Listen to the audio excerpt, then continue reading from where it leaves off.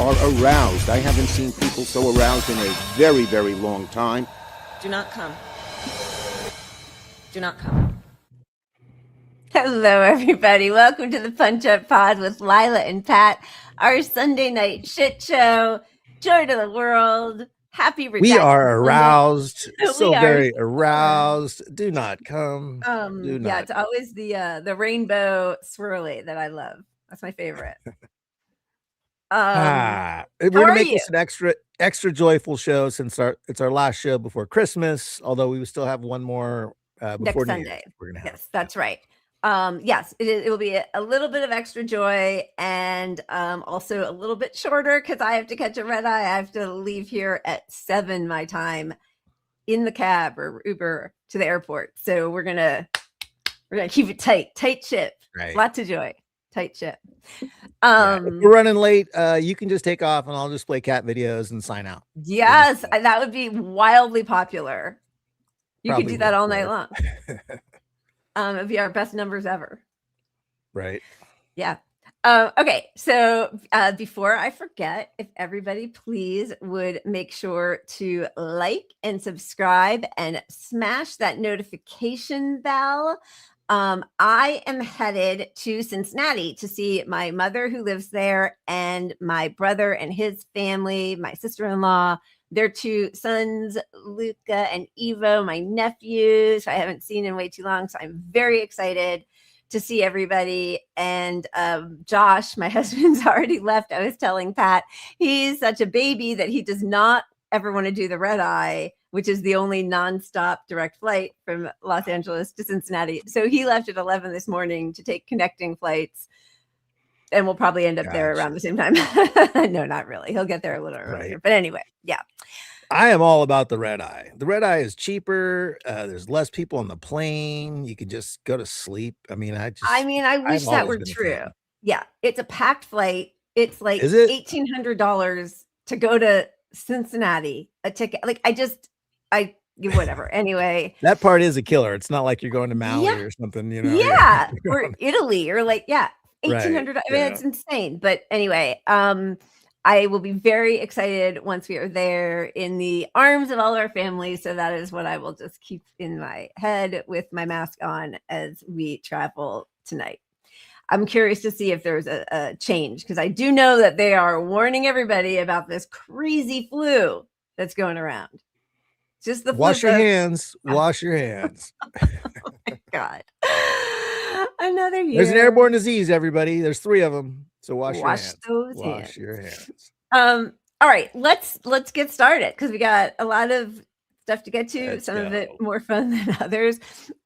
This guy, just as a reminder, is Zan Divine, and we've shown him doing a couple sort of satirical comedy bits with a comedy troupe. One was poking fun at the Democrats, another at the New York Times op-ed section. And here he is just as himself, reminding everybody. I keep seeing these videos from people in New York City being like, oh, everybody's getting sick. Everybody's getting sick. Have you guys sick? Everybody's gotten sick. Oh, what do we do? What do we do?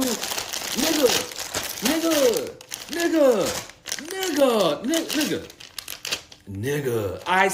You think I climb ladders in this shit because it's fun at work? You know who hasn't been sick? Me, nigga. They serve a point.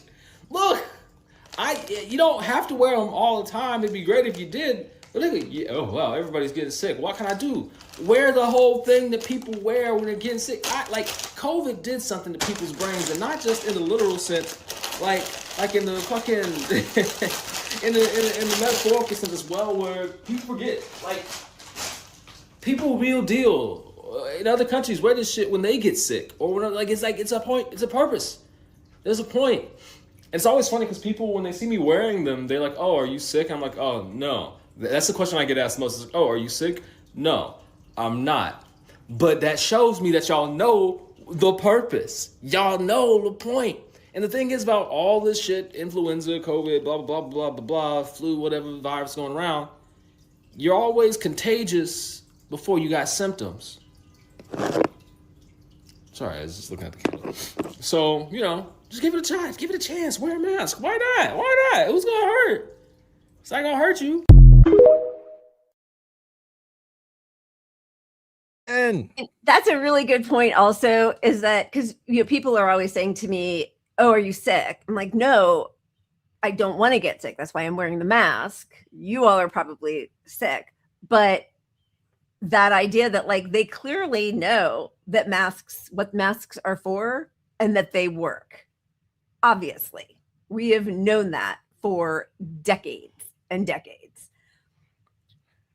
yeah, and the deniers still fall back on an absolutely junk piece of medical research testing the what was the name of the study? I forget. The Cochrane study, the Cochrane which report wasn't even, it was studying the practical usage. It wasn't studying the physics of masks. It was studying groups of people who weren't necessarily wearing masks full time. So it was like, whatever. It's just so frustrating. Sorry, a thing just came up, and Josh is boarding the second plane, so he will get there earlier. And my plan of having him, have to wait and delayed and lose his luggage and all that. Nope, he'll be sitting there happy before we even take off. Yeah, it's ridiculous, and I'm so tired of people saying masks don't work. 99% reduction in hospitals where they have consistently worn masks. And look, can we just acknowledge that if you are sick, the least you can do if you're out in public because you're fucking sick is wear a mask? Do you want to give people something that could ruin their whole lives? I mean, especially you're going to take COVID to your family and say, oh, I was sick last week, but I feel good now. Well, you might. Do you know how science works? You're still contagious, probably. When we all got COVID once that we know about, and it took, I think, 13 days to clear, like on the test. We tested every day. Anyway. Yeah. In other countries, some of the Asian countries, especially, have been masking. It was a part of their culture. If you're sick, you wear a mask so that you don't get other people sick. It's just a basic fucking simple piece of humanity to not want others to go through something that could affect them much worse than it's affecting you. But instead here, we're like, oh, you get to brag about how I went to work sick for a whole week because capitalism, that's what matters. Get back to work. The urgency of normal. Yeah, it's ridiculous. All right, let's spin the wheel. Let's bring some joy. Let's joy not bring COVID to the world. Let's bring. Oh, I can't. Okay. Yeah, baby. Oh, wait, do you hear it? Yeah, I hear it. Really? Yeah. It made no noise for me. Maybe it's in your other headset or yeah, I don't know. That's the first time that's happened. All right. Who knows? Let's start out with some let's do Martin Kerr here. All right.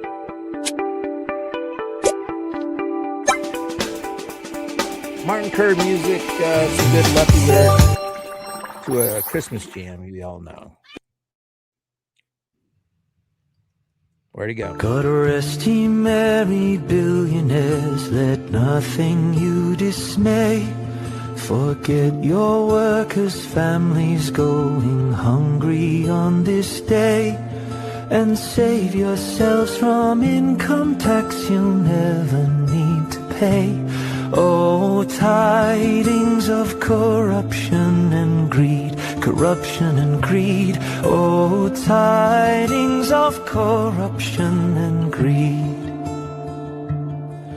In Washington and London town you pay the lobby fees to hold the reins both left and right of sham democracies, and keep us entertained so we don't know we're on our knees.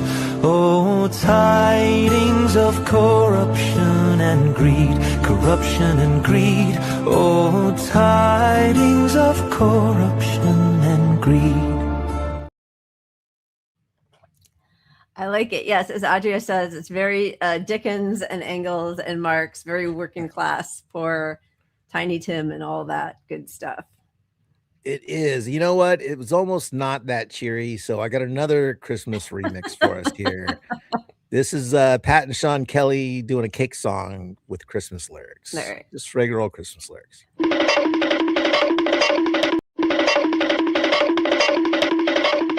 'Twas the night before Christmas, when all through the house not a creature was stirring, not even a mouse. The stockings were hung by the chimney with care, in hopes that St. Nicholas soon would be there. The children were nestled, all snug in their beds, while visions of sugar plums danced in their heads. And Mama in her kerchief and I in my cap just settled our brains for a long winter's nap. When out on the lawn there arose such a clatter, I sprang from my bed to see what was the matter. Away to the window I flew like a flash, tore open the shutters and threw up the sash. When what to my wondering eyes did appear but a miniature sleigh and 8 tiny reindeer, with a little old driver so lively and quick, I knew in a moment he must be Saint Nick. He's going the distance, he's going for speed. She's all alone on Christmas Eve. Because he's racing and pacing and plodding away. He's merry and laughing and riding on his sleigh. He's racing and pacing and plodding away. He sees you when you're sleeping and he knows you're awake. He's going the distance, he's going for speed. He's going the distance.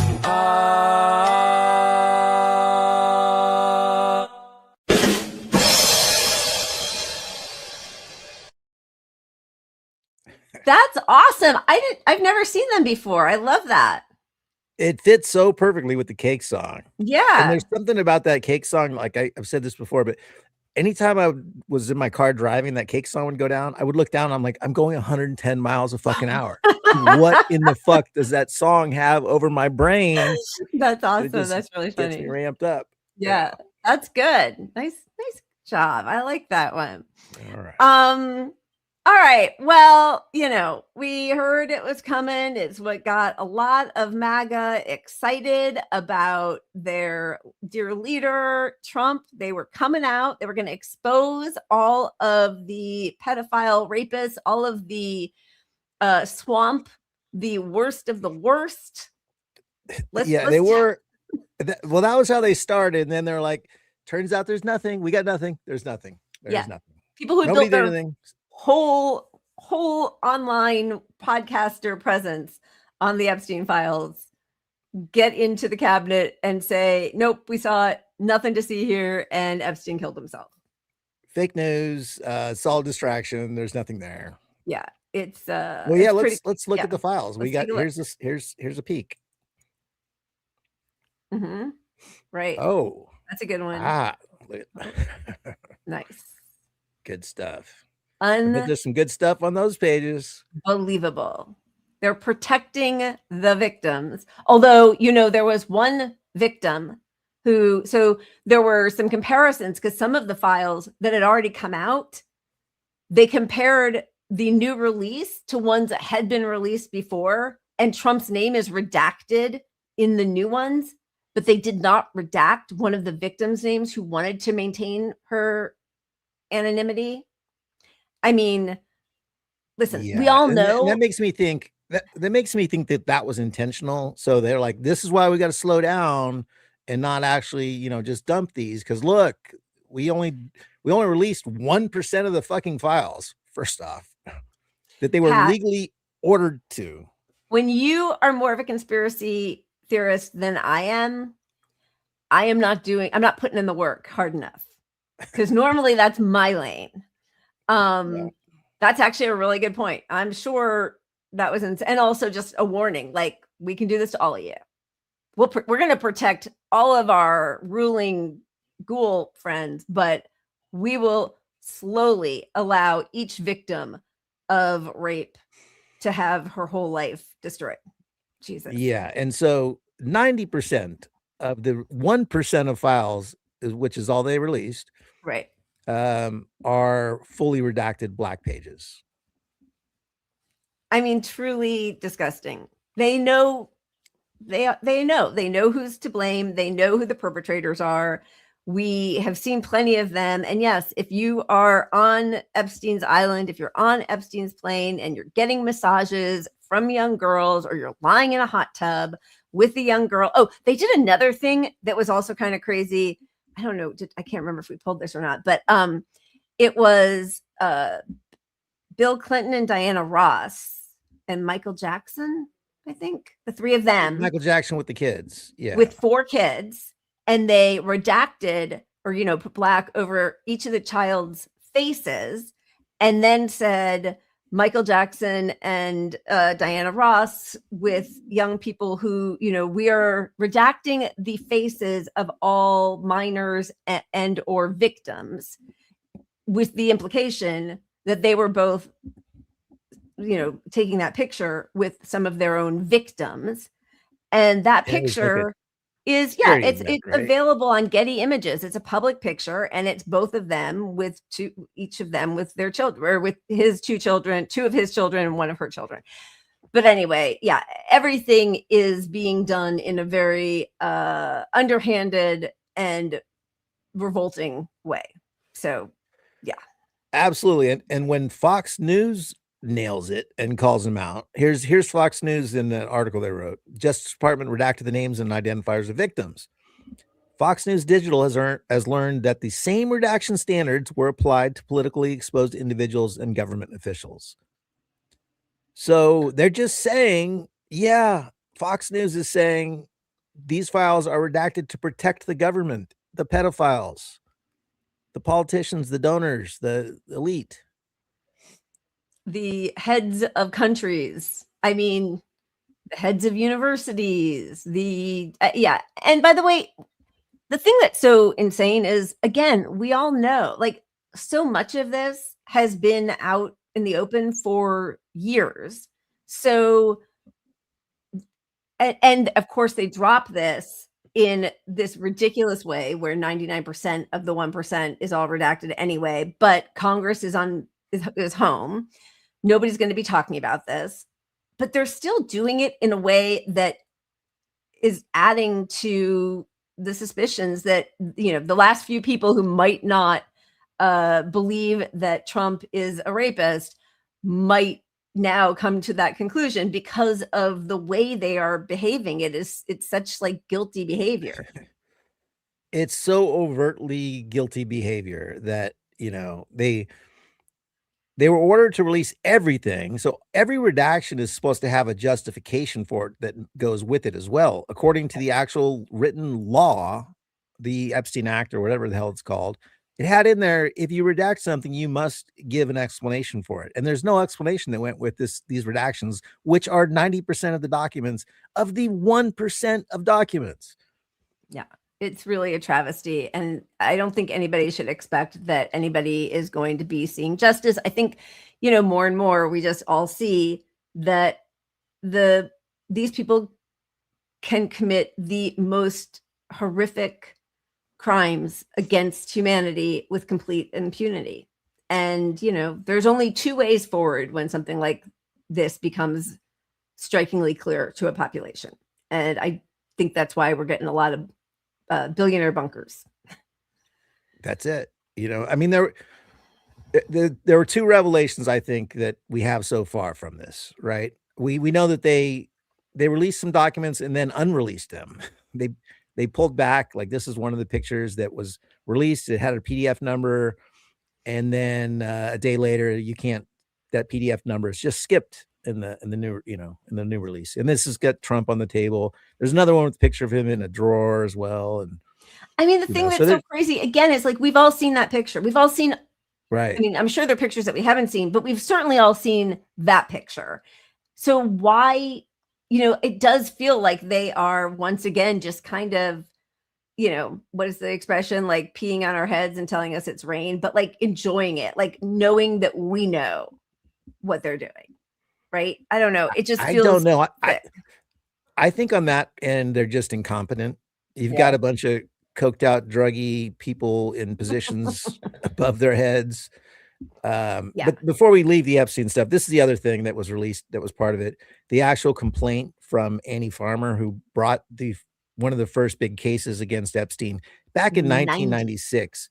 So had the FBI followed up on this and this complaint had gone somewhere, they had the information that they had a lot of information about what was happening then. So Absolutely, they did. And this is, you know, the Law and Order Administration who's rounding up, you know, immigrants, U.S. citizens, anybody who they feel like, because they, you know, don't want anybody, you know, and calling the people on fishing boats in the Caribbean narco terrorists while they welcome, you know, the ex-leader of Honduras and pardon him, who was an actual narco terrorist. I mean, it just feels they don't care. They don't care what their followers think. They don't care what we think. They don't care. They fully trust that they are going to be protected by their bunkers and their ICE agents. But it's really a travesty. And as we see, like, it's all intersectional. The same people who think that they can get away with stealing other people's children and raping them on an island are the same people who have, you know, their offshore accounts where they're hiding billions of dollars that could be going into our, you know, tax system on state and local levels, who are committing genocide, who start wars on false pretenses, who deny us healthcare. Like, they're all the same. They're all working together. And yeah. I mean, I hate to refer to a Daily Caller clip, so apologies for what we're about to show. And also that it's Thomas Massey, but he's one of the Republicans that actually is fought. He co-legislated the bill that brought about all these files released, along with Ro Khanna. And if this is conspiracy theory, I'm a conspiracy theorist, because I don't think he says anything wrong here. It's that simple. Why do you think he is working so hard not to get them released for so many months? What do you think the real reason is? These files implicate billionaires and friends of him, of his, and political donors that he's trying to protect. And Epstein also had close ties to our own intelligence agencies and Israel's intelligence agencies. That's why there's so much effort in trying to stop this. And I do believe they'll try to stop it somewhere else. And that's going to backfire on them too. So the president. Yeah. well, I wonder. I think mean, it's funny. I'm sorry. Go ahead. no, go ahead. Well, I just think it's funny that Manu Raj is right next to him from CNN. And, you know, the Daily Caller is getting the hot clip because nobody challenges these guys.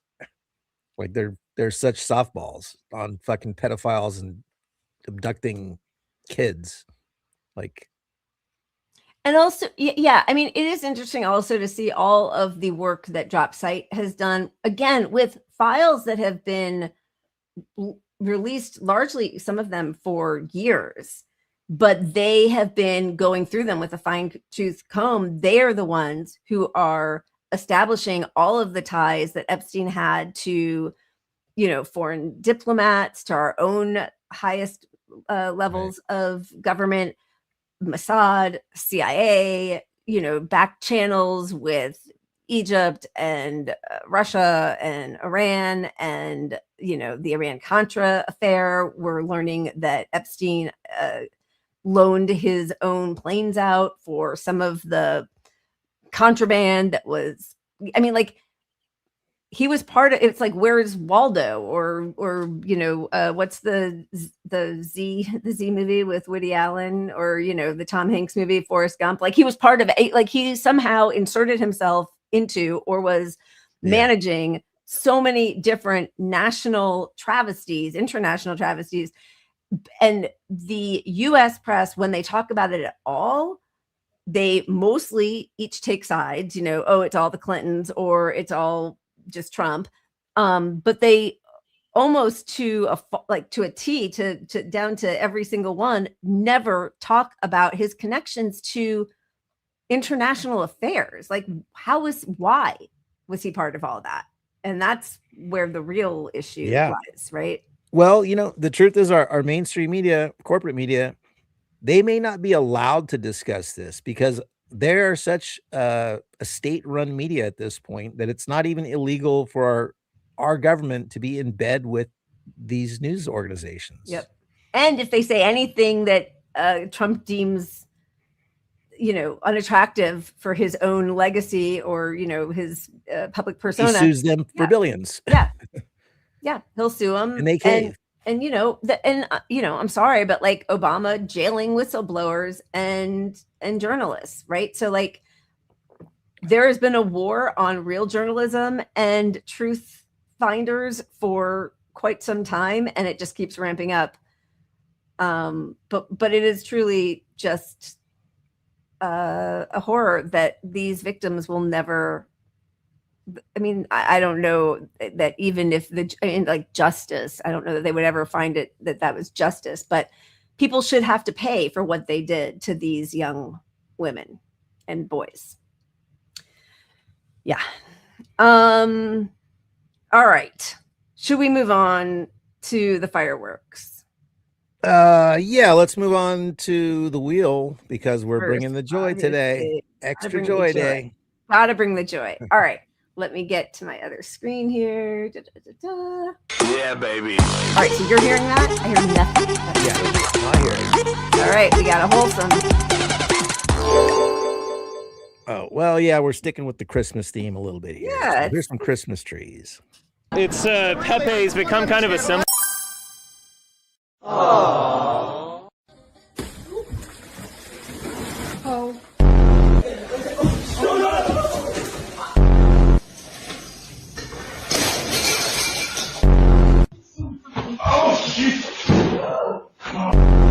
Like,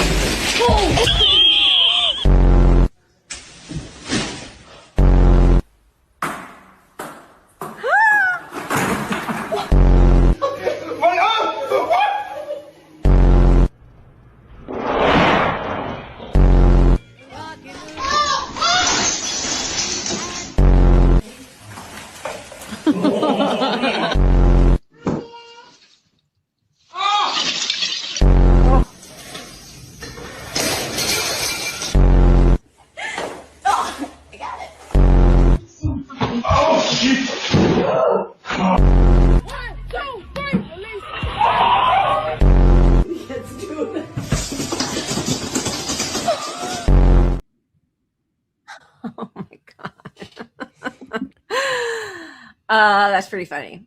That's pretty funny. This is I keep Christmas. My Christmas is simple. I got a plug-in Christmas wreath, and that's game. That's really smart. I normally this is the first time in my adult life that we've not put up a Christmas tree. Yes, I'm a bad Jew, but I love my Christmas tree. But last year I was the only one who did it, and this year everybody was off working, and I thought I'm just going to be the one who has to put it all up myself. Then we're going to be gone over Christmas, and then I'll have to take it all down myself. So, bah humbug! I was a big Grinch, and I didn't do it. I put some like tinsel around just to make it sparkly and lights. But yeah. All right, yeah, I think of the Christmas tree as a man's thing to do, but I don't believe in actually. But it's just like sitting to pee. Like, well, no, just that men do so little. So like it feels like if you're gonna you got me. If you're going to be the slacker sex, you could at least own Christmas trees. And I'm just putting that out there. Thank you. I like that. I will tell Josh that. Absolutely. And my boys, get it going on. All right. So sparing no expense. I mean, I'm sorry. And, listen, everybody grieves in his or her own way. I understand that. This is next level.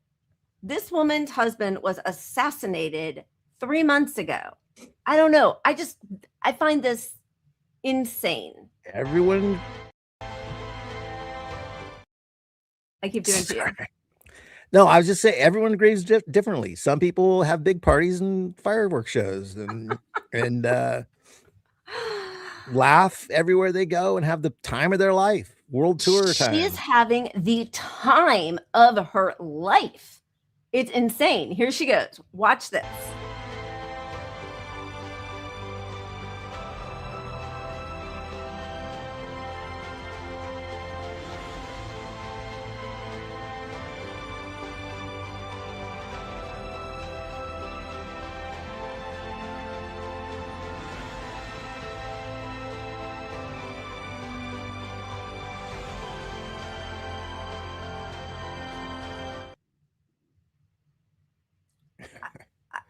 Honestly, just not again, like, you know what it is? Again, it's not to understand what this looks like to the rest of the country or the world. It's insanity. It's sociopathic behavior for that very reason, because you're not recognizing the optics of it. Yeah, the removal from the perception that everybody else is having. All right, so let's just whip through a couple of things, because why?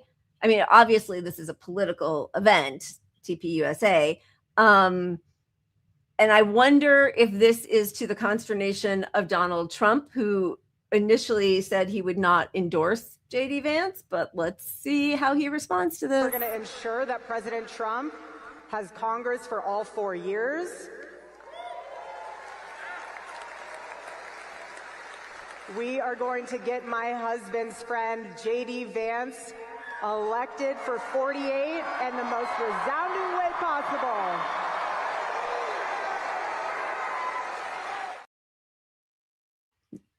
I mean, so totally gross. Okay. Another one quickly before we get into a slightly longer clip of this. It was like one thing after another. It just is nauseating. Despite the devastating loss of Charlie Kirk, my incredible husband at UVU, Caleb has persisted with the same gift. Grit. It has been a long day. Trust me, you're not a grifter, honey. It's all good. I know what a grifter is, honey, and trust me, you are not a grifter. I mean, trust me, you are a grifter. You know a grifter. One of the most truly vomitous staging areas there. Yeah, exactly. Shabbat shalom. Daddy's home, phone down, Shabbat shalom, except done to a rapping beat.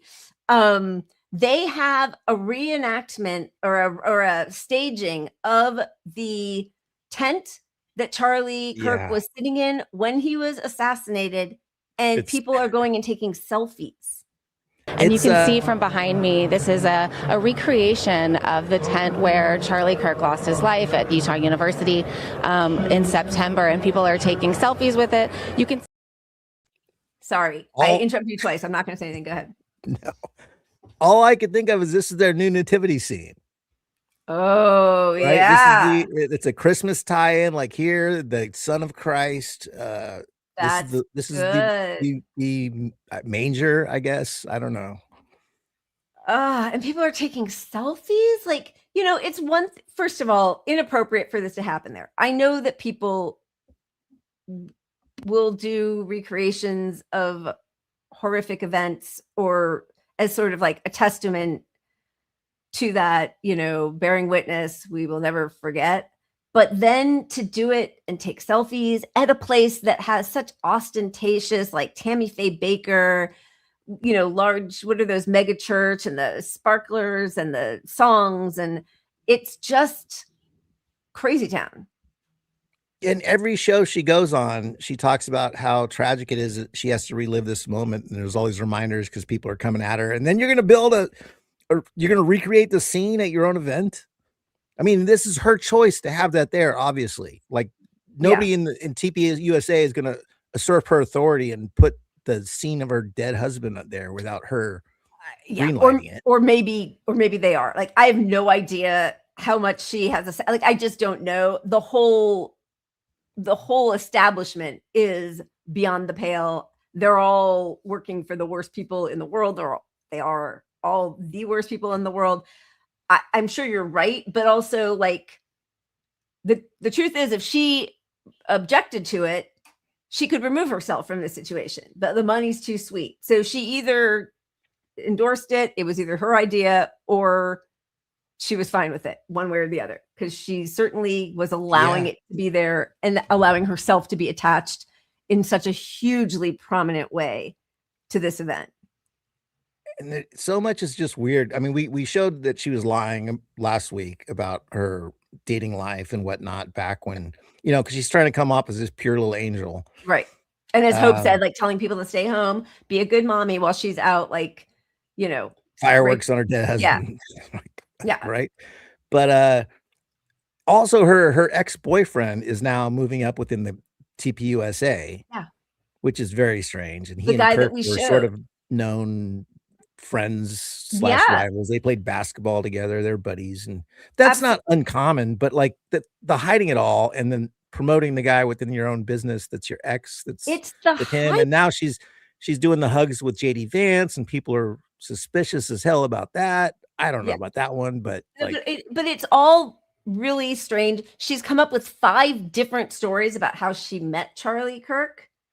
Like the one that we showed in the last show when she was talking to Bari Weiss, she said that, you know, she didn't date before him, which we showed was a lie.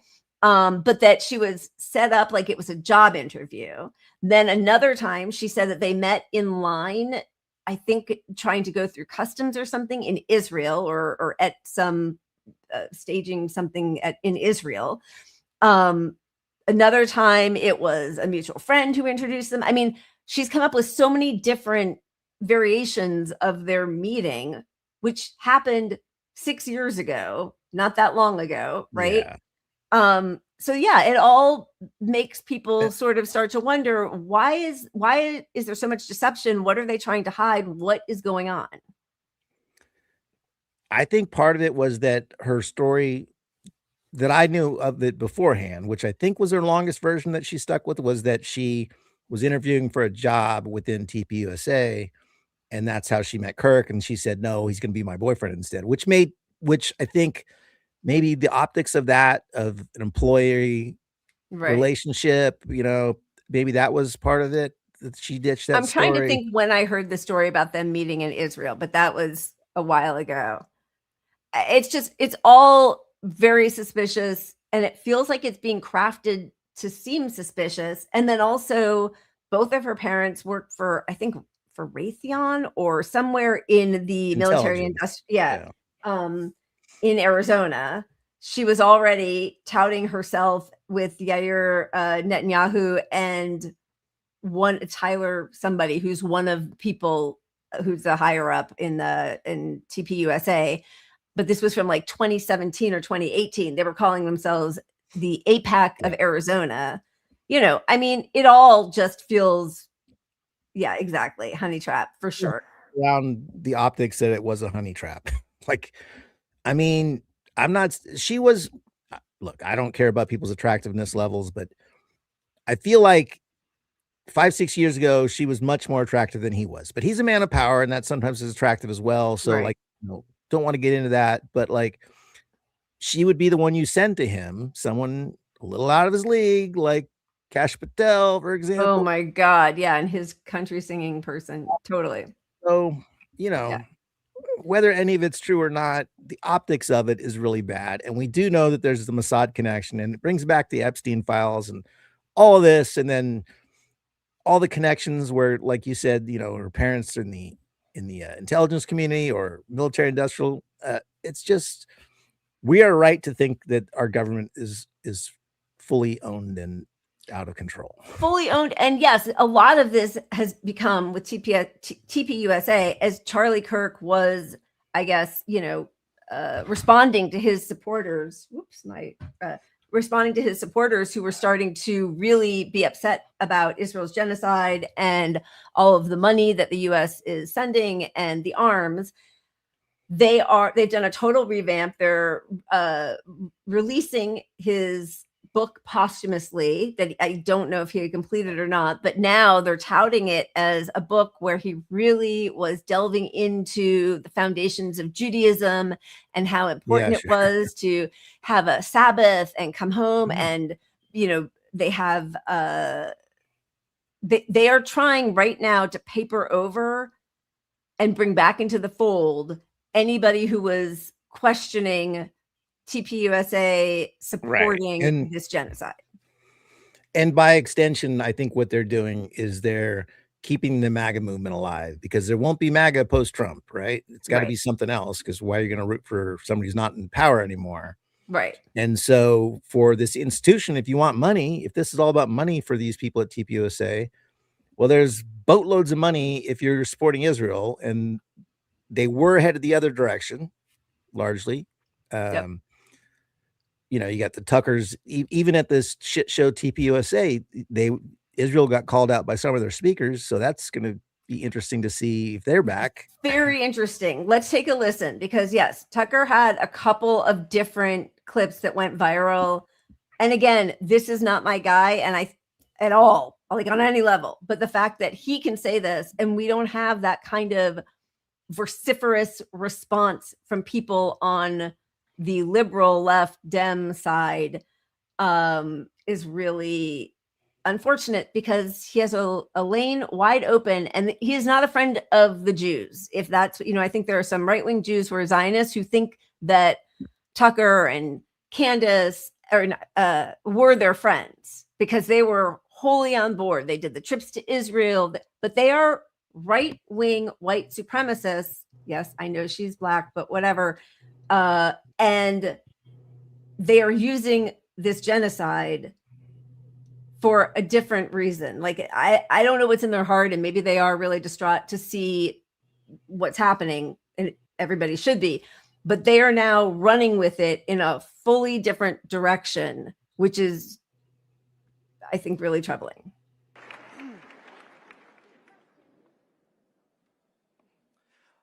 Is the American Israel Public Affairs Committee, commonly known as AIPAC, is them being in America and not registered with FARA like all other lobbying groups in America, is that America first? Is it America first for senators, Congress, and even our president to take money from AIPAC?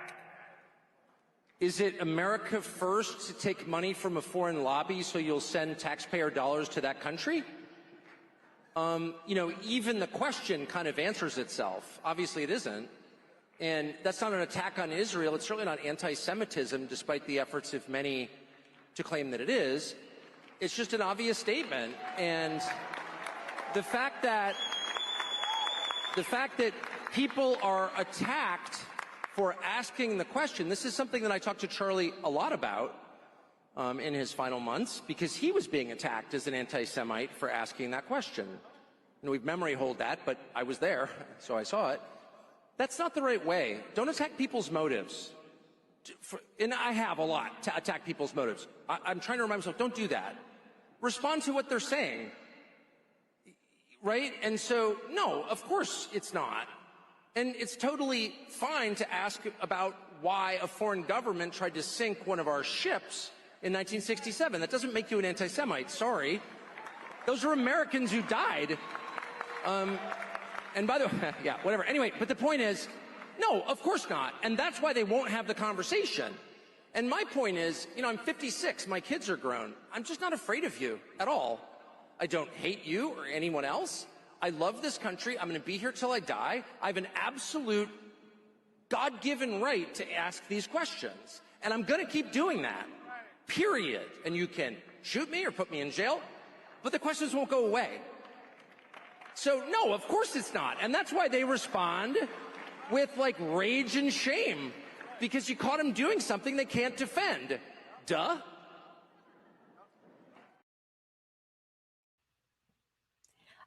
He's so off-putting. I can't even stand listening to him. How are they going to patch this divide? Because here's the thing, at TPUSA, in the stands, they're selling things, books by Curtis Yarvin and Nick Land on display.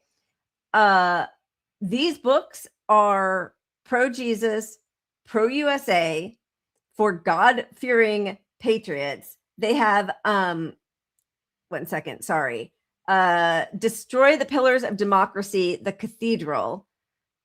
They have all of these books that are pumping up a white supremacist, Christo-fascist view of the U.S., which I think is, we've talked about this so many times, why so many right-wingers who are anti-Jewish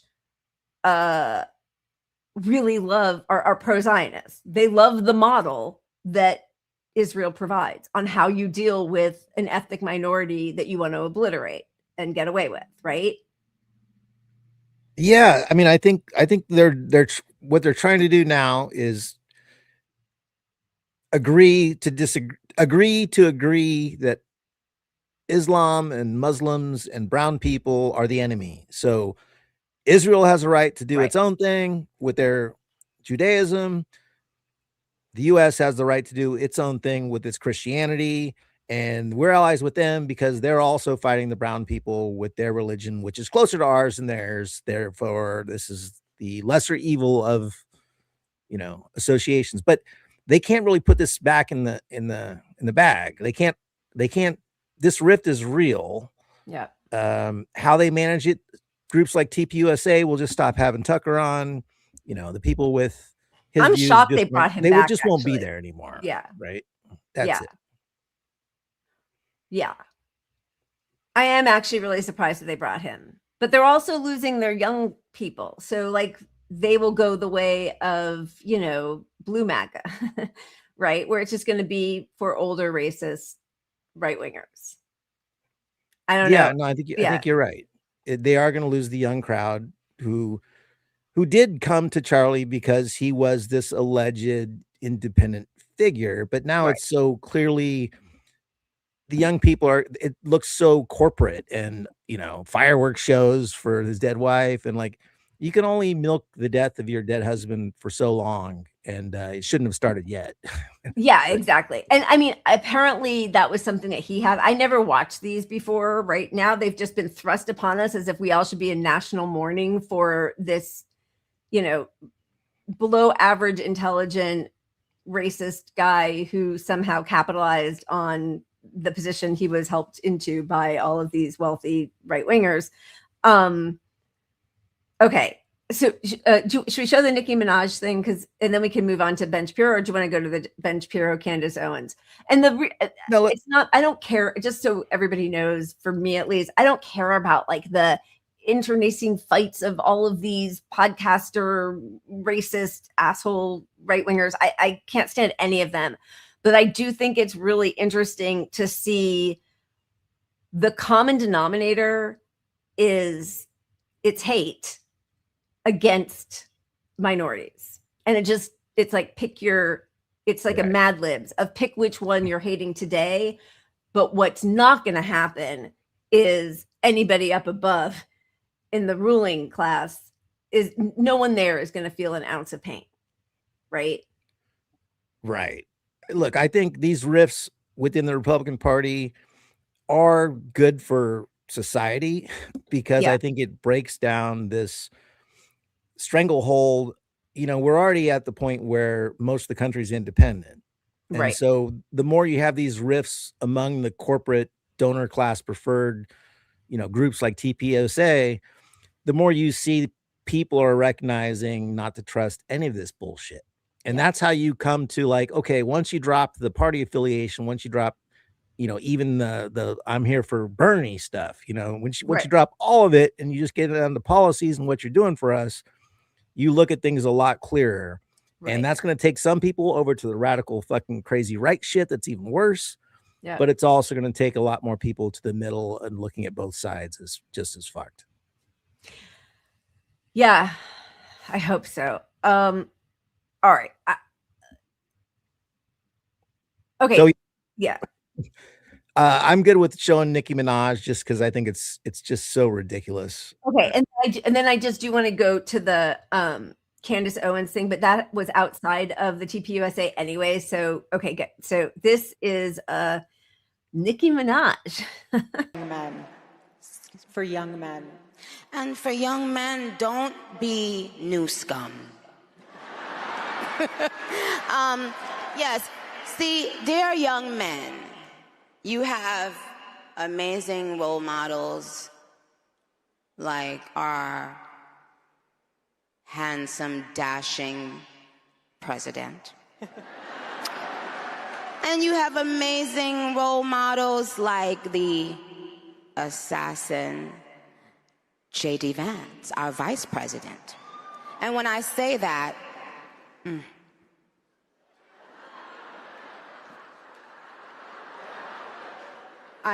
trust me, there's nothing new under the sun that I have not heard, so you're fine.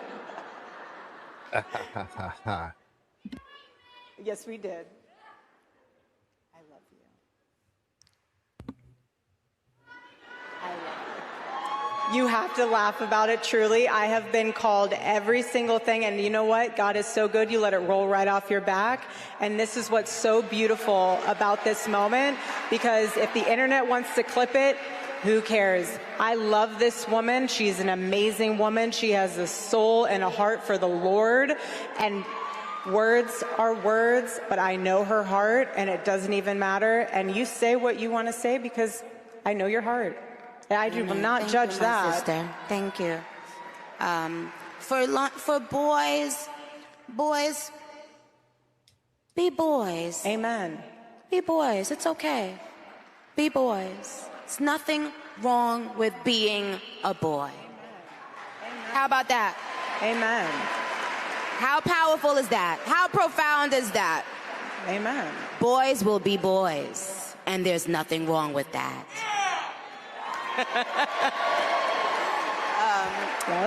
Yeah, that's what I want to say.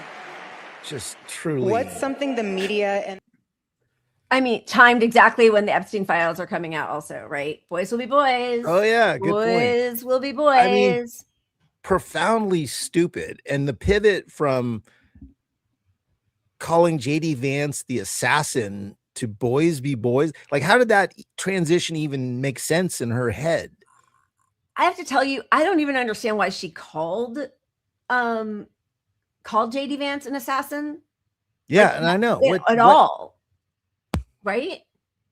I don't either. Of what? I don't get any connection to the word assassin there. And but the funny thing is Erika Kirk's initial response was the first time I've ever felt that she was genuine. Like, I don't know, where she's like, "Girl, don't worry about it. I've seen it." Like, that was the one time I've ever seen her not like wiping away the fake tears and the Tammy Faye. Like, what? I don't know. It's all so crazy. Why is Nicki Minaj there? Why are you asking what's Nicki Minaj's message for men? Don't be new scum. Like, it's all just so ugly. But yeah, what is the assassin thing? Why would you even say that about JD Vance? Yeah, it doesn't make any sense. And then, you step on your own message. Don't be new scum. Let boys be boys. I mean, like, nothing wrong with being a boy. Guys can do whatever, but not new scum for some reason. Just it is so uncomfortable to watch all of this, because no matter what happened, and I know we all have different thoughts and theories or suspicions or whatever it is, a man was shot in the neck and killed. Like, he was assassinated. He has a wife of whatever questionable background and children. And he was a hateful person, but also he was killed. And this is how they are paying tribute to him. And all of this is being utilized just to push a very far right Christo-nationalist fascist agenda. And it's just disgusting. And this was an event where allegedly they weren't letting Muslim people into the event for the first time. Like, there was a guy who they released a video of like him trying to get in, and there's, you're Muslim. So I don't know if that's accurate or not, but I don't think it was an AI video. Wow. That's crazy. And then this is following up with this is their larger message. This is JD Vance telling you, this is a victory lap for JD Vance.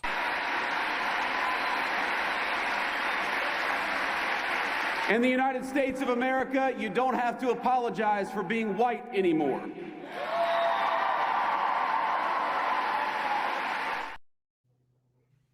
I mean, that's the biggest, applause line at this kind of event. When have white people had to apologize for who they are? Like, seriously, what are you even talking about? What are they talking about? I don't understand how, and this is why, like, money is the only religion for all of these people, because there are Jewish people and Christian people working together in tandem, even when some of them are clearly hateful of the other, or, hate the other group, like really, right. like derisive. but none of it matters. Like, how does Alec Karp, who's Jewish and Black, I think one of his parents is Black and one of his parents is Jewish, and he talks about himself as a Zionist. How is he working with somebody like Peter Thiel? It doesn't matter because it's just money. It's just capital. Well, how are we seeing pictures of Chomsky with fucking Epstein or Chomsky with Ehud Barak, just chuckling in the back? Well, I was thinking of Steve Bannon, Steve Bannon as yes. well. Like these are mortal enemies. Like, yeah, I get it's just a quick little photo op, but you're smiling, you got your arms around each other. Like, yeah. If someone takes a picture of me and I'm debating a mortal enemy, I don't hug them for a photo. Absolutely. I'm sorry. Maybe there's some level of decorum that exists among the elites, but I didn't want Chomsky to be part of that. Yeah. He didn't need to be. He wasn't a statesman. He's not like negotiating peace deals, right? Like, I understand you shake a hand with somebody that you're trying to come to peace with.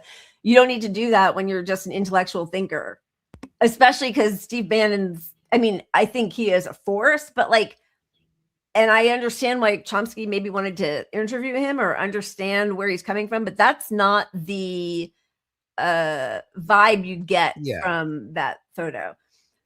So no, he's not intellectual, but he is what people put on Trump sometimes. He is the 3D chess player in the political propaganda world. Yes. Like, that's him. None of it is Trump. He created Trump. He is, and helped. Trump is our gift from him. And Epstein and Peter Thiel. Yeah. Like, they were all working in tandem to do this together. It's just, they are the height of evil. And if you believe, as I do, that they are dangerous, you do not play nice with them.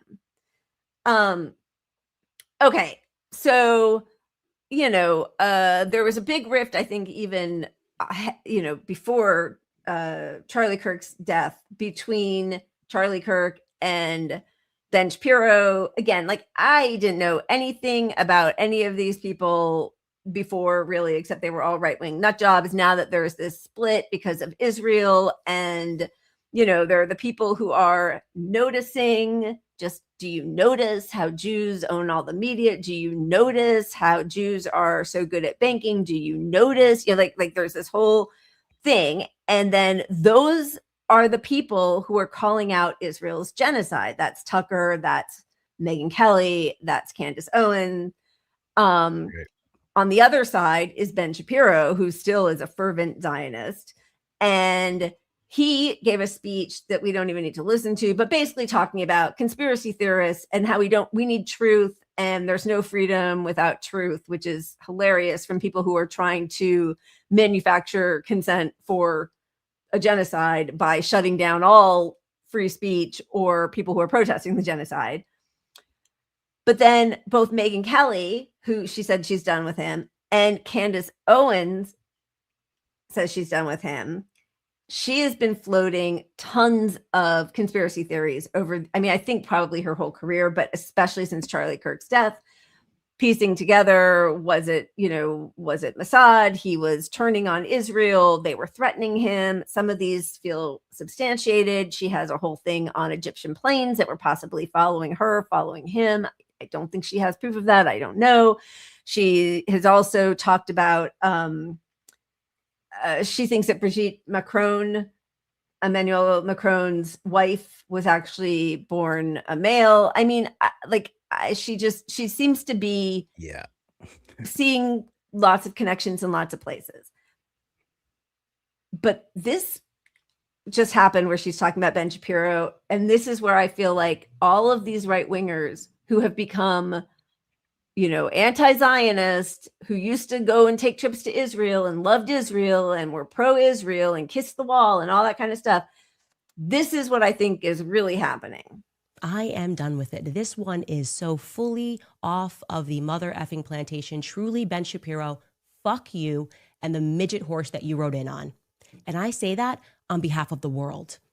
I know you're going to get applauded by Konstantin Kisin and Andrew Christ is King Clavin and all of the people, the men who have to keep applauding what you do like you're a 4-year-old to make you feel good. But the rest of the world can't stand you. You're obnoxious. You have absolutely no values that exist outside of the Talmud. You describe yourself as a Talmudic Jew, and I've learned what's in that Talmud, and I encourage other people at home to learn what is in that Talmud so that you know what Ben thinks of you, because he doesn't just hate me, he hates you too, white men. He hates all Black people, okay? If he's following the rules of the Talmud, I mean, when I say hates, they think that we're animals, that they have a right to own us, that they have a right to make us worship them, that they have a right to lie to us, that they have a right to sue us and take everything that we have, that they have a right to deceive us. I challenge Black Americans to wake up to your true history, because your quarrel is not with white men, okay? Wake up to who publishes these books and keeps us warring with one another. Christians versus Christians, right? Christians versus Muslims. Wake up and learn the true history of slavery, because that wasn't exactly a white men sport, okay? Jewish people were the ones that were trading us. Jewish people were in control of the slave trade. They've buried a lot of it, but it's there, and you can find it. I think all of us need to wake up to this. Yeah, hey, you know, it's okay to be white. Don't feel bad about white. You guys, you white folks didn't even do slavery. It's the Jews. It's the evil Jews. I mean, that's where this has gone very quickly. And what she held up, the Talmudic Jew, is a book by an anti-Semite who, listen, you can pick any phrases from pretty much any, book. And I'm not religious. I do not follow, I don't keep kosher. I don't do any of that stuff. Those are books written by men who are saying that they had the word of God. And I don't believe in, I don't believe in God. I don't believe those men are above us. I don't believe any of it. And I'm sure there are people, of course there are people who believe the word of the Bible, literally, sorry, my brain. But what she is doing is conflating all Jews with these very racist, horrific words, some of which are in the Talmud, some of them are not, written by this guy who wrote the Talmudic Jew. Oh my God, I'm going to keep saying Talmudic Jew. But his intention in writing that book was to cherry pick certain horrible things, which I agree, like the Old Testament God's not a good guy, and then ascribe that to all Jews when he wrote it in the late 19th century or early 20th century. It was a book that the intention was to stir up hatred against Jews. And she is using it as though that is the encyclopedia about what the Talmud is. Yeah, and she's saying don't believe all these other books that are written to stoke division. But here's my stoke division book that I believe, because, the truth is out there. The truth is out there. White people don't feel bad about slavery. Come on. You white folks have it so hard. It was just Jews who did the slave trade. And of course, there were some Jews who, I mean, I'm not absolving anybody of anything, but for her to say that, listen, anybody who follows Judaism hates Black people, hates white people, is trying to pit Black and white people against each other, and they drove the slave trade. Well, it's 100% still the grift, that she made her claim being a stooge for the Republican Party, saying that Black people, you don't need programs to look after our people anymore. Right. It's racism is gone. There's no racism. That was her whole shtick forever. And so now she's made a break because she's on her own in independent media more than she was. She's found a huge audience. But she's still latching onto that core message that white is right, Yeah.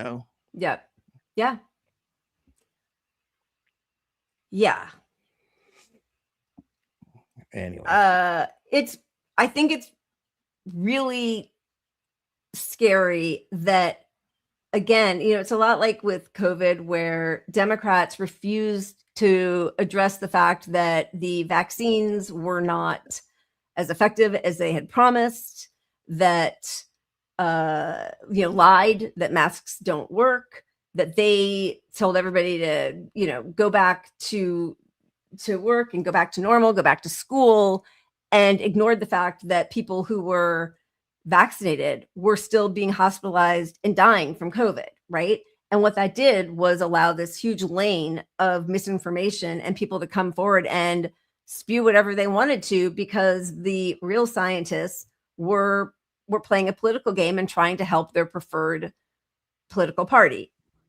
Right, which is why it's always important to broker in the truth if you're in the media, because once you lose that trust, it allowed this vacuum to exist where, yes, here I present a fact from the government that is false. Therefore, here's all this other bullshit that I believe that must be true. Exactly.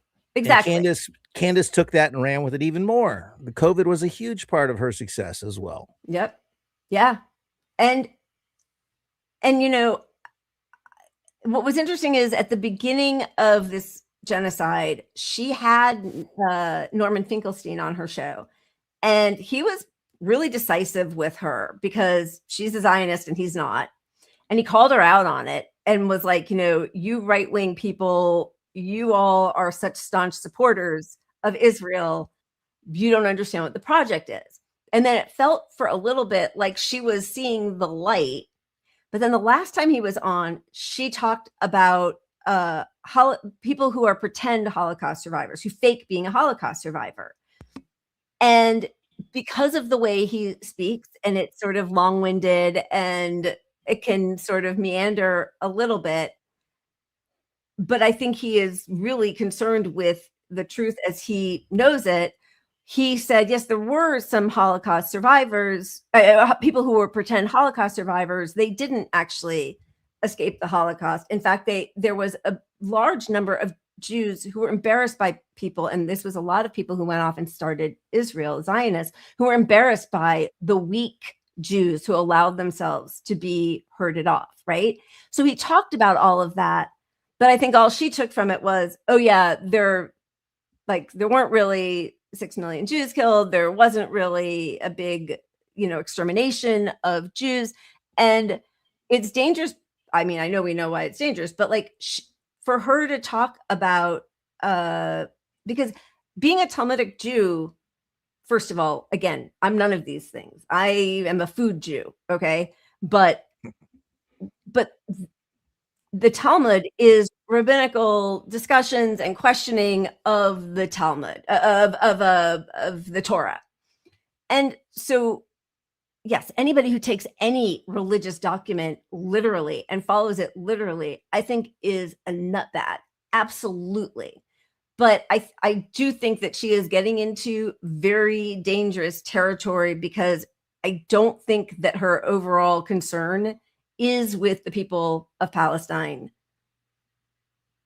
I think she has the project. It isn't.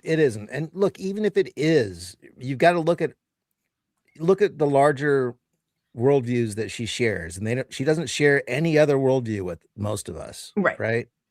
She's staunch anti-abortion. She's a white nationalist for one. But let's pretend that's not there.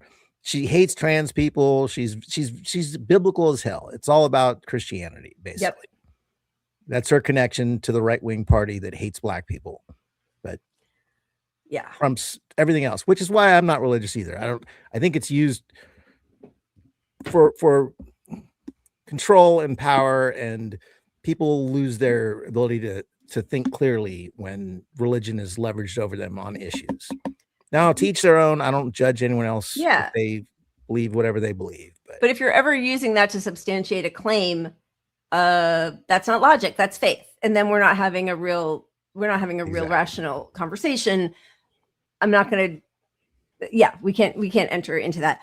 I just very quickly wanted to thank our Justin, member for 15 months. They patch the divide by leaning into Islamophobia. That will be next.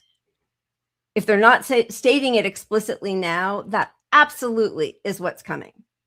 Yeah. And while Justin's up there, Sorry, Justin sent me a great video we could have shown tonight to bring some joy to the world, which was 2 influencer motherfuckers getting knocked the fuck out in boxing this weekend. Okay, we have to show that on Sunday. Jake, I don't even, what's his last name? Jake, Paul? somebody help me. Jake Paul got his butt kicked, and then Andrew Tate got his ass kicked yesterday as well. So it was a good day in boxing. Stuff. That is good stuff. Yeah, we got to show that for our wholesome as fuck. And Reflect the Sun, thank you. Cheers to you. Thank you both. Cheers. Reflect the Sun has probably gifted more memberships than anybody else. This is not a contest, but also we are deeply grateful. So thank you for doing that. We really appreciate that. Really. Okay. So just wanted to quickly go back. Is there any other thing on the Republican side? Oh, there's another. What's the TPS? Oh, Tim Dillon. I don't know. I mean, who cares? I just think that a lot of people are seeing what happened at TPUSA and are not aligned with them. I think they are wildly out of touch with the audience they were hoping to bring back. I agree completely. Real quick, because it's not going to fit anywhere else. I just want to show coked out Rubio for a second, just so people have an understanding of who's running our government. This is he went to a press conference. It's clearly coked the fuck out. I'll stop it. I won't put us through the whole video, but watch this shit. Yes, sir.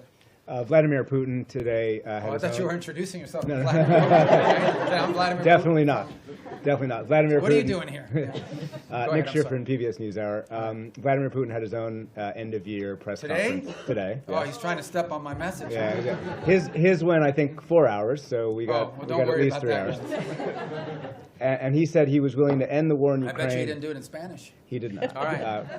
Go ahead. I'm sorry. No, it's all right. He said he was willing to end the war in Ukraine based on principles he had outlined last summer, and that included a complete Ukrainian withdrawal from 4 regions, most of which are not occupied by Russia, recognition of occupied Russian territory in Ukraine, and the complete lifting of sanctions. That goes beyond some of the recent conversations you've been having. So do you think Putin is serious about peace, and is the U.S. willing to recognize occupied Russian territory in Ukraine?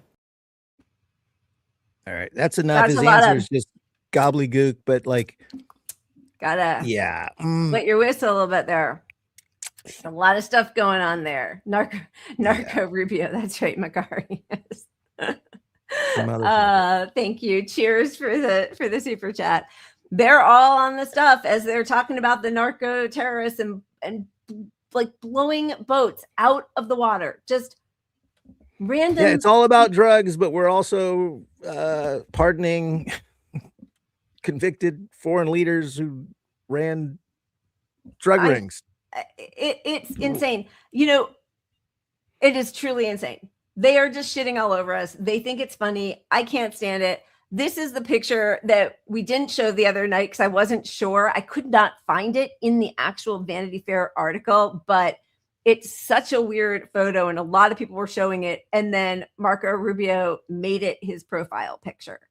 And, you know, listen, if this were an administration I liked, if they were doing anything for the working class, if they were not destroying the world, if they weren't carrying out a genocide and a proxy war against Russia and starting a war with Venezuela, if they weren't, you know, sicking ice on our community, like all of that stuff, I'd be like, oh, that's nice. He has a sense of humor about, you know, a piece on the cabinet that didn't really go their way.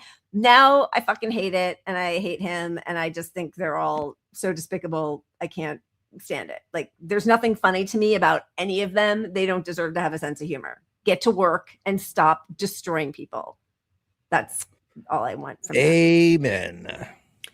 All right, let's show another. Let's do a quick spin because I'm on a little bit of a tight schedule. Yeah, baby. There it is. Now I hear it. I wasn't hearing it. I heard it all the time. All right, I need to call an auditor.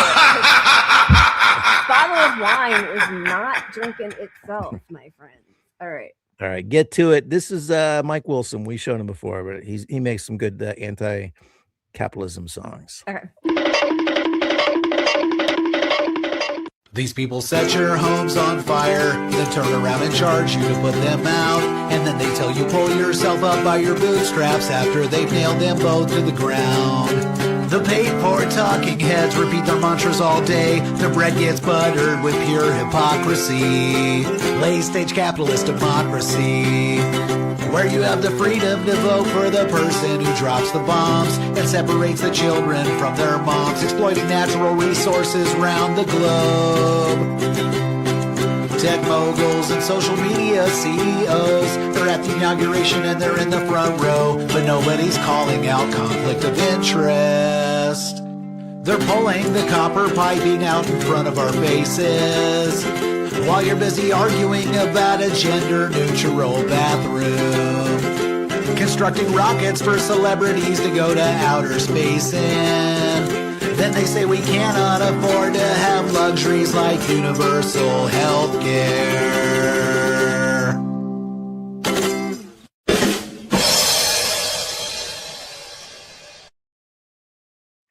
That was good.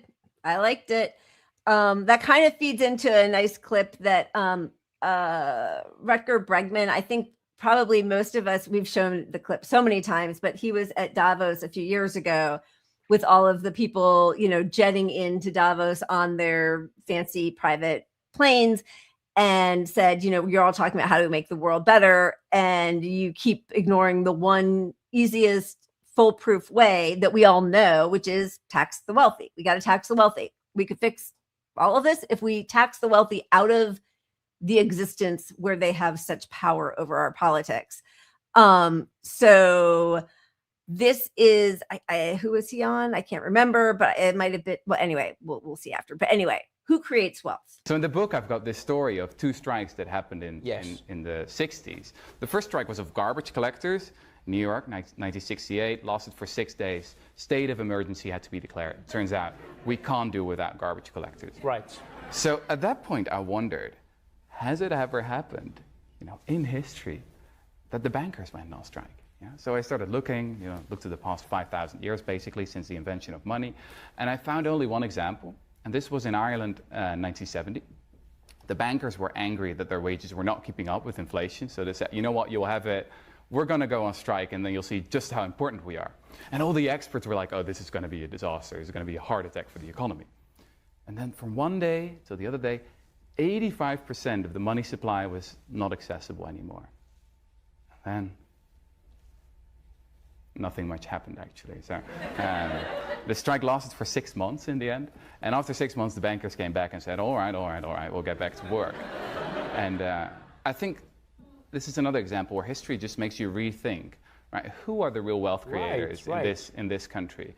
Does wealth really, is it really created at the top and then does it trickle down? Or maybe it's the other way around, and are the teachers and the garbage collectors and the nurses, are they the real wealth creators? Wow, that's powerful, man. Have the power, Trevor Noah, at the bottom to stop society. We really do. We do. And in London right now, they shut down the streets because of the Filton 24, Filton 19. I don't remember how many, but there are 8 people who participated in the Palestine direct action against these weapons facilities. They were arrested, and 8 of them are on hunger strike, and they are dangerously close to end of life circumstances. And, nobody in power is doing anything to help them. They should be visited by doctors. I think 900 doctors, is this right? 900 doctors, health workers, write to David Lammy to say that they have to be given medical attention. But again, these are people who are doing everything possible to stop a genocide. And they're the ones rotting in a jail while the people committing the genocide are now criminalizing the phrase globalized intifada, which, sorry, and I know we're kind of pinballing, but this was a really good article. Nate Bear, it's Nate B. Panic. I don't know if you all follow him on Twitter. He also has a Substack. But what he was saying was, you know why you have to globalize intifada? Because the genocide has been globalized. There are 70 countries who have allowed their citizens to go off and serve with the IDF in a apartheid regime committing a genocide, including 23,000 Americans. So they're joining up from all over the world to help commit genocide. So of course we have to globalize the Intifada. And anybody who shies away from that phrase is doing such a disservice to people who are fighting for all of our freedoms, which is why they want to shut it down, because it's not, they know like what they're doing to Palestinians. That's the test lab. They're bringing it here. They need to shut down all protest to preserve American values. And just step aside from what the issue is anyway. The removal of our right to protest is the issue here. I mean, obviously Palestine is the issue, but when they can take these 8 people have done nothing illegal. So they had and to when they can go after them for thoughts, basically, is what we're looking at this point. Yeah. That's the end of that's the stranglehold that we don't have any power left with if we allow that to happen. So we can't allow that to happen. And we have to go further than that. We have to actually stop Israel. That is what we have to do. Any means possible. We have to get within our government. We have to come up with a way to shut down our society to where if we don't detach ourselves from this genocide, things aren't going to happen. Banks are not going to make money. Target's not going to make money. Amazon's not going to make money. FedEx isn't going to make money. You know, nobody's going to make any money. We're all going to just shut it down until this fucking happens. And that it doesn't have to be all across every industry, but like he said, you know, the garbage people effectively shut down the government with just the garbage. Yep. That's right. Yeah. And, you know, the dock workers in Italy have been doing some good work. I mean, I just, they're, you know, and even just like thinking about the people who are going on strike right now in the US for Amazon or against Amazon and Starbucks, they voted to unionize. And the companies who employ them illegally are refusing to come to the table to even negotiate with the union. So like, it doesn't, like, the legal system laws are so arbitrary because unless they're enforced, unless there are repercussions, it doesn't matter, right? Like the ICC that was formed after the, Holocaust of the 1940s, we have just completely ignored everything that they say. And now there are sanctions on so many of the different judges, on special rapporteurs, and that destroys their lives. So there is no rules-based order. And that's, you know, on the global scale, like how we are interacting with the world. But locally, you got Pam Bondi. And so all the laws in place are at her mercy, more or less, until we take it to the courts. And then the courts are largely owned by the right that now doesn't care about the rule of law anyway. So, you know, all we can do is shut shit down. If we don't like how things are going, we can't elect someone to fix it because that's not going to happen. You will never rise to power high enough if you are going to actually fix anything. That is the truth. But I do like bankers do nothing. They just make money off of other people's money. Garbage collectors, teachers, people who contribute to society in any sort of meaningful way. Yeah, I mean, look, I'm an electrician. What if all the electricians just said, we're done? Yep. So you can't have another trade person take the electrician's job. You can't take somebody who's not trained in it and have them do it. So that means no new houses will be built. That means existing homes will have. What are they going to do for their data centers? Yeah. What are you going to do when a storm takes out your power?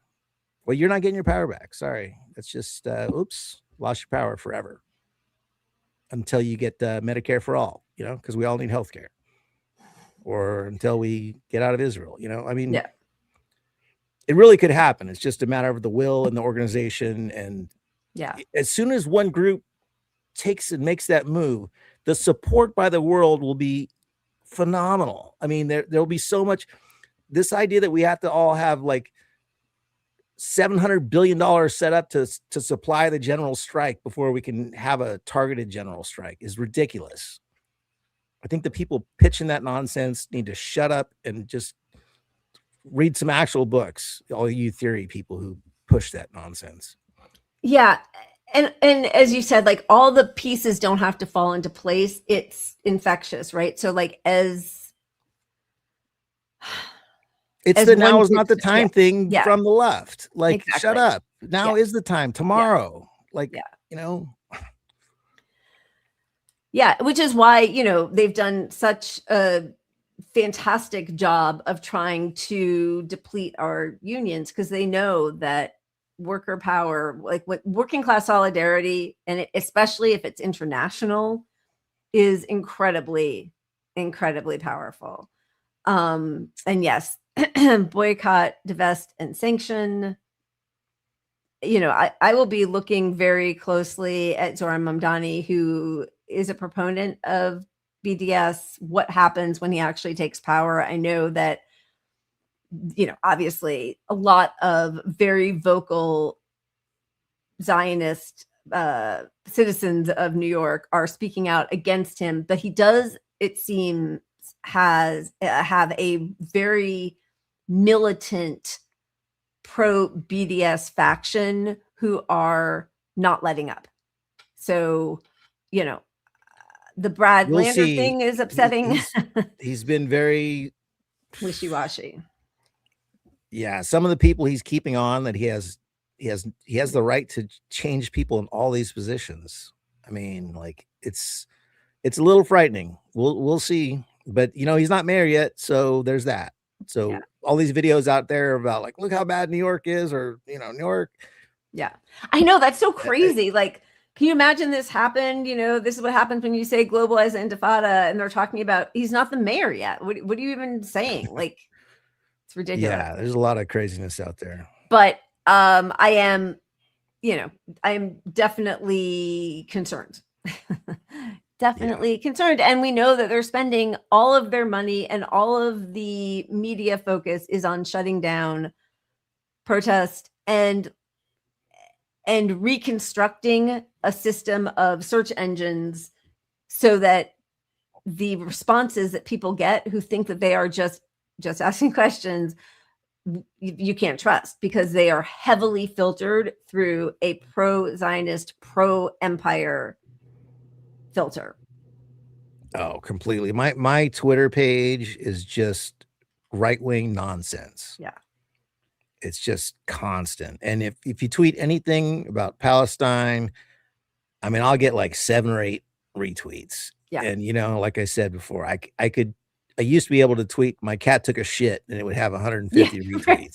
Right. So that didn't happen overnight because my policies and views were so untenable to Twitter. No, the algorithm did that. They know that there's no justifying any of this. They've tried. They've made the most spurious, disgusting claims, right? Whether it's, we would never bomb a hospital, but then we bombed all of them because there was possibly Hamas, but no, there was no Hamas, but anybody born Palestinian is a terrorist. The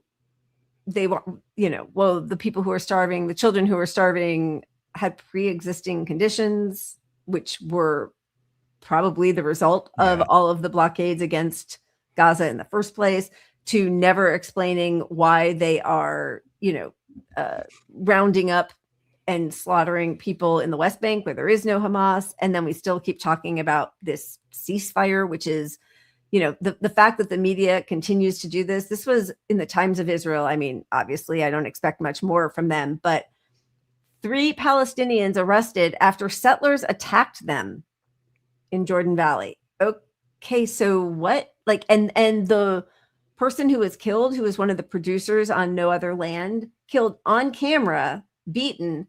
It was the other Palestinians who were arrested, not the killer.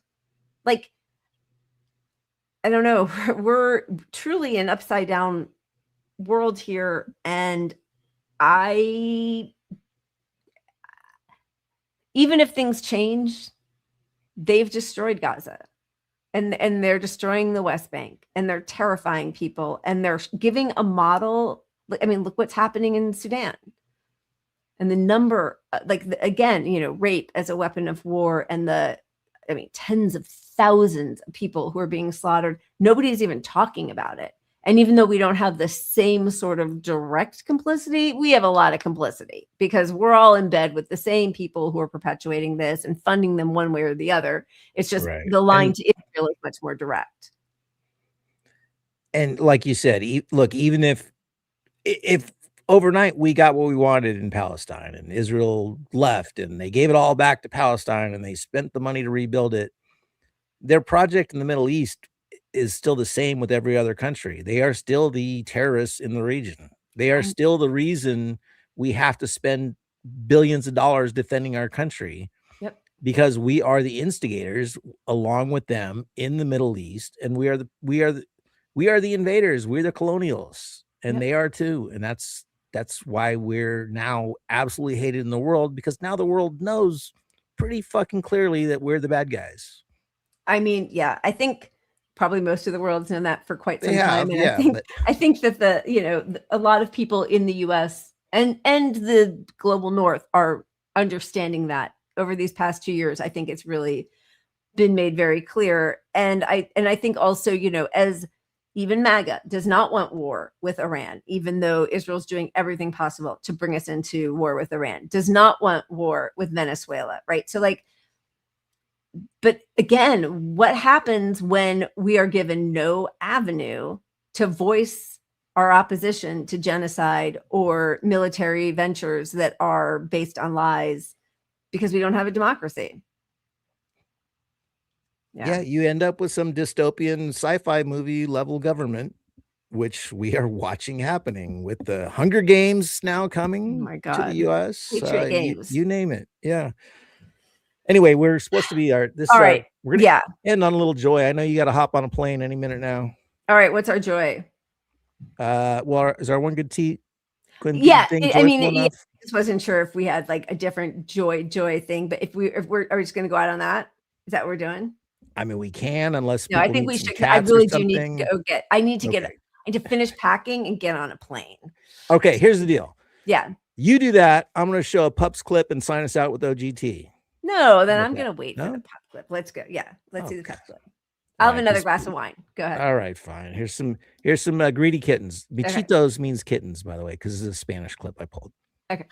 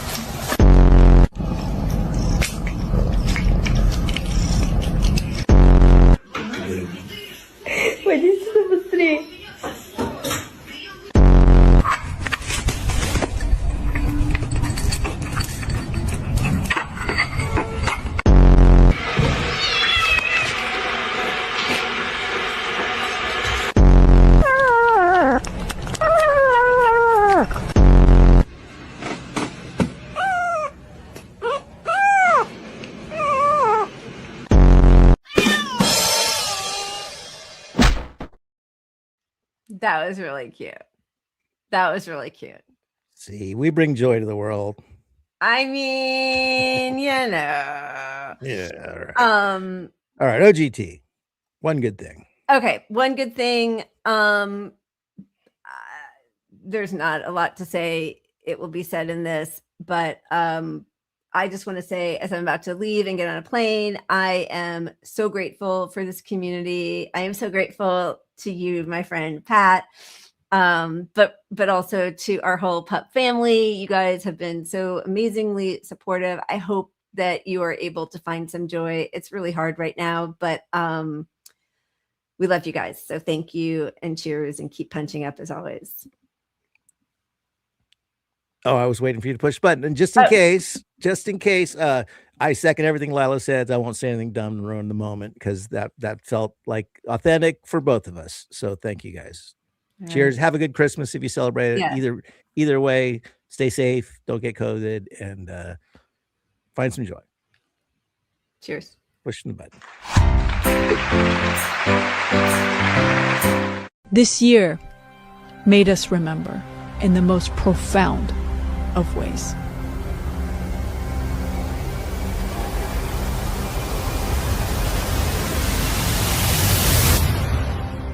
This year made us remember how one life matters, how precious a soul is, but how much more precious gold is.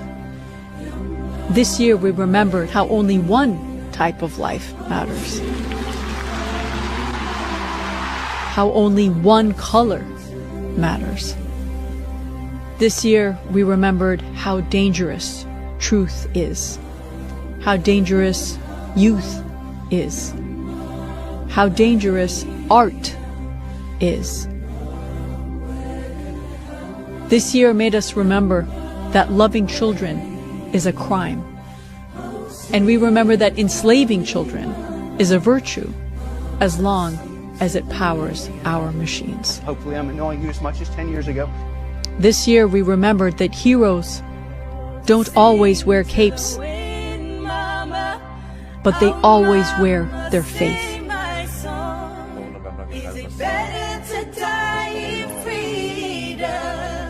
This year, we remembered how brave we can be, even as world leaders turn the other cheek.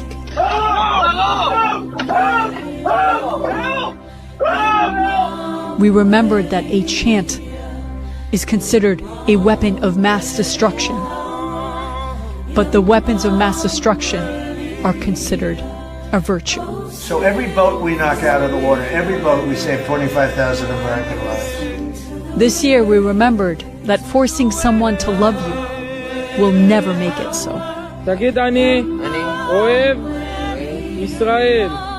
We remembered that eventually all empires fall. There is joy. There is joy in our music. There is joy in our dance. There is joy in our love. There is joy. There is joy in our resistance. This year we remembered what we've always known, that all we have in this world, all that anyone has in this world is each other. And one day we will remember and we will talk about the day that we all became free.